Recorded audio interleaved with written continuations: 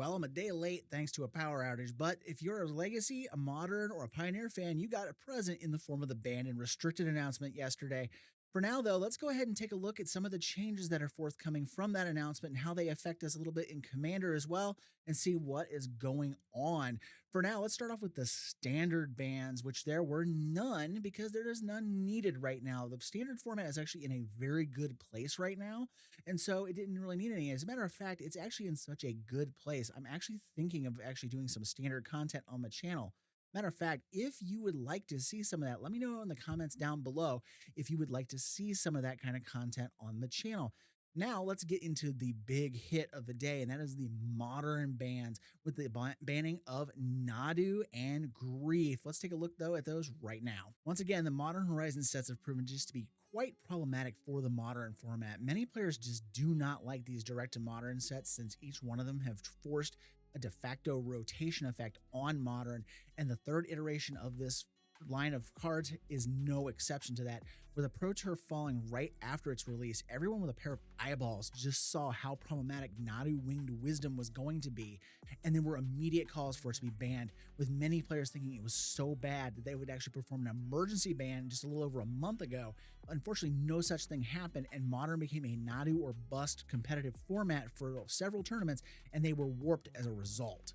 Now, this is one of those things that were so egregious that they actually wrote a separate article detailing what happened with the design of Nadu, and where they admit in its final form, the card was never play tested. It was merely just shown to some other designers and passed through the Q&A. It literally had been changed from spells and abilities and opponent controls to any spell or ability triggering it, and had the 2-limit trigger slapped on it that we know now. They also had a line removed about casting permanents at flash speed. Sadly, this was done to keep the card appealing to Commander players because that original line about flash was deemed too strong for Commander. So in hoping to make it into a build-around legend, they produced this untested monstrosity that was unleashed upon us.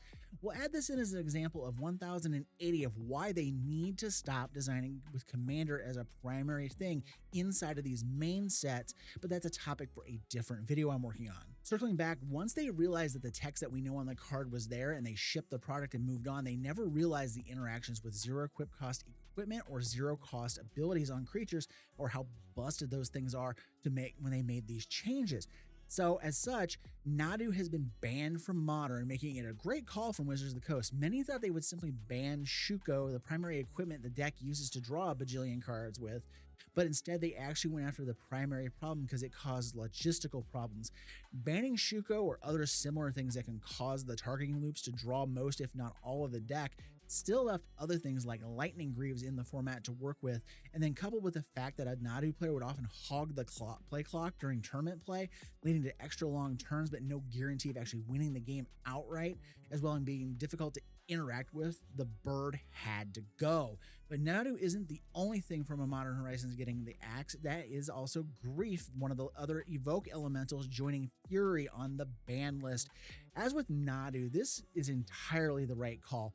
With access to all the cards like Malakir Rebirth or Not Dead After All, Undying Evil, all those kind of cards, it just became way too easy not to have a turn 1 3/2 with Menace to start the game and pressure your opponent's life total, but also ripping away most, if not all, the answers the opponent might have had to that card, leaving them just flailing for the rest of the game, especially if they had already had to mulligan down in any sort of way, essentially leaving them down 3+ cards before ever getting a turn in some cases. And this rationale also applies to Grief getting the ban hammer in another format, and that is Legacy. And unlike Modern, they have access to some really powerful spells like Reanimate or Animate Dead to get the card back, as well as free counter magic like Force of Will and Daze, making it nearly impossible to interact with the Grief once it was stuck on the board. And I don't have a ton of experience in Legacy, but as miserable as it was to deal with in Modern, it sounds like it is entirely justified getting rid of it there as well, especially since I kept seeing Legacy events like 5Ks getting canceled because the organizers didn't think it was fair to have the events ruined by Grief decks. Now moving along to our next format where we have some bans, we have some coming to Pioneer and by extension Explorer on Arena, and that is Amalia Benavides Aguirre and Soren Imperious Bloodlord. When the June ban and restricted announcement was made, Wizards also said they were keeping an eye on the Pioneer format, in particular the Amalia combo deck. For those who don't know how this thing works, you get an Amalia down, you get a Wild Growth Walker down, and then get some sort of life gain trigger or a creature that explores to fire up the combo. This makes Amalia explore, and when she explores, Wild Growth Walker is going to trigger, gaining you life, which makes the Amalia explore a second time. Rinse and repeat until Amalia hits 20 power, nukes the entire board except for your now 20/20 vampire, and then you swing for likely lethal at that point. Now, while this doesn't sound awful, the win rates and the consistency of the deck were in excess of where Wizards wanted it to be, as well as being very time-consuming during tournament play to use. And then there was also a jerk move you could pull off where if you couldn't win with the Amalia hitting your opponent because maybe they had their own indestructible blocker or whatever, you could just make that Wild Growth Walker indestructible, which means the game enters an unstoppable infinite loop, creating a draw. So then you could, have your one win in and then you just draw the game and win before time runs out. No one wants to sit here and watch you loop this thing, and it's not something that you can simply just demonstrate a couple of times and win with it. You had to go through each explore trigger to show that it was a card that was going to put a counter on there or put a card in your hand. You had to build up the Amalia and see if they could actually win the game off of it. And even then, if you tried killing some of the pieces, there's reanimation in the format to get all the pieces back and immediately combo off in one shot using Return to the Ranks, since you could get the Amalia, a Wild Growth, and a life gain trigger effect off of that whole sequence. So with that said, Amalia Benevides Aguirre is banned in Pioneer and Explorer. Now, along with Amalia, a second card data ban due to the high win rate. They say it's because this deck is dampening the diversity of the decks in the format, and that is Rakdos of Vampires. The deck was born of the printing of Vein Ripper in Murders at Karlov Manor, and it's paired with Sorin Imperious Bloodlord and its -3 ability to cheat the 6-drop vampire onto the board well ahead of when it should be cast. And the Ripper itself is actually hard to interact with its ward ability, requiring the loss of a creature to even target it with removal in the first place, which then drains your opponent for 2, then they'll lose 2 more when the Ripper itself dies. So in the end, that vampire player is up for life, the opponent is down for life, down a creature and a card, all to deal with this one creature that wasn't even supposed to be on the board yet. But you really can't leave it there either, because it's a 6-power flyer sitting there on turn 3 ready to start messing you up the next turn, while always leaving the threat of a life drain with things dying, which could be used at will by the vampire player using kill spells on your opponent's stuff, sacrificial effects in your own deck, or Blood Tithe Harvesters, which also killed a creature and sacrificed themselves, giving you a 4-point swing in that way as well. The burst damage potential that early is just way too high. But rather than getting rid of Vein Ripper, since it's a harder to cast 6-drop with triple black and its mana cost, Sorin Imperious Bloodlord is what got whacked with the ban hammer for this deck, and it's the right call. This card really wasn't that great until the Vein Ripper was printed, and a long-term banning of the Ripper is just a band-aid. The very next powerful vampire that gets printed, and it's gonna happen eventually, would simply just get slotted in place. Sorin would shoot up in price, Sorin would be busted all over again, and we would be right back into this we need to ban a card from the deck thing all over again. The bottom line for most of these bans is it lands in one category, and that usually results in some kind of ban of magic cards, and that is cheating on mana cost. The evoke cost of grief and the cheating off of Sorin just breaks the rules far too much when trying to balance cards off their mana cost. Nadu triggering off of any kind of targeting that doesn't cost you anything to do with, it just becomes busted as hell. There's just a reason why mana costs exist, and they need to figure out how to do them fairly. I think the evoke cycle from Modern Horizons 3 is actually doing a decent job of that, or they need to stop printing cards like this where no cost or severely reduced cost of things breaks the game.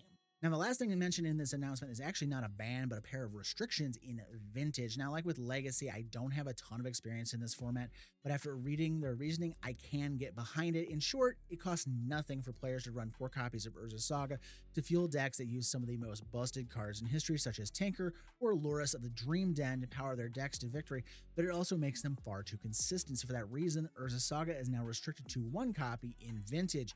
The other card getting restricted in this announcement is getting hit because it shuts down far too many cards that are staples of the Vintage format.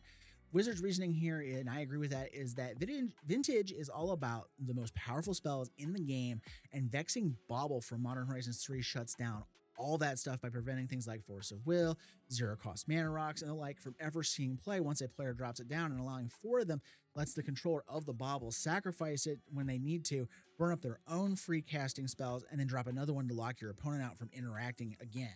So now Vexing Bauble is also restricted to one copy just to prevent that kind of abuse. So that leaves a nice 800-pound circular shaped gorilla in the room, and that's the One Ring. It was mentioned in the announcement, but it is not getting banned. And their reasoning is it's not in any one particular deck in terms of the representation of decks. No, this thing is in multiple decks, and it's going to get worse from here. We're going to see this thing show up in so many decks in Modern. The price of the card is going to skyrocket even further than what it is right now. And it's just going to become a mess because that card is entirely too powerful for what it does, because you can just keep resetting rings because you can play 4 of them in the format. Now, some people have mentioned that a fix here would be just to enter restricted cards into the Modern format, which has never been done before. But now would probably be a good time to do it. Otherwise, they're going to end up banning this card. I mean, there's no way around it. It's just going to show up. It can fit in any deck because it's colorless, and I just foresee this being a nightmare. They're going to end up doing this, and they're going to get stuck dealing with it for the next 4 months, because the last part of this announcement here was that they are changing the banning cadence on these banned and restricted announcements to kind of match up better with the competitive scene.